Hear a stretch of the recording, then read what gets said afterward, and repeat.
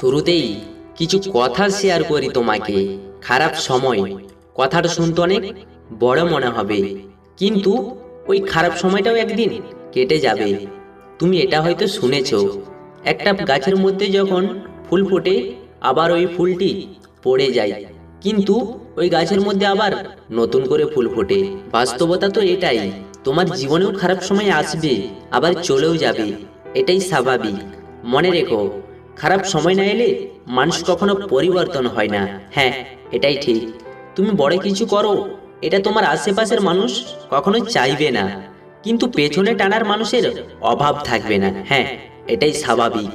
যে তোমাকে চেনে না জানে না, ওই মানুষগুলোই চাইবে তুমি বড় কিছু করো, কিন্তু আশেপাশের মানুষ এটা কখনো চাইবে না। হ্যাঁ, এটাই বাস্তব। এটা হয়তো জানো, একটা সফল মানুষের মধ্যেও কিন্তু খারাপ সময় আসে, কিন্তু ওই মানুষগুলো কখনো ভেঙে পড়ে না। তারা জানে খারাপ সময় সারা জীবন থেকে যাবে না, এই খারাপ সময়টাও একদিন সময়ের সাথে পরিবর্তন হবে।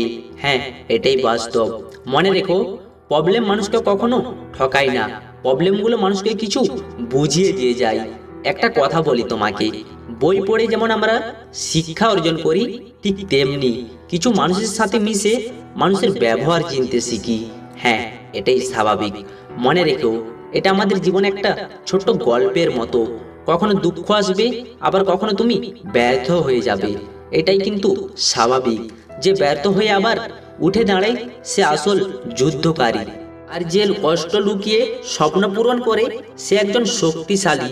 আমি তোমাকে এটাই বলবো, তোমার মধ্যে যদি দুঃখ কষ্ট না আসে, তোমার লাইফটা কখনো পরিবর্তন আসবে না।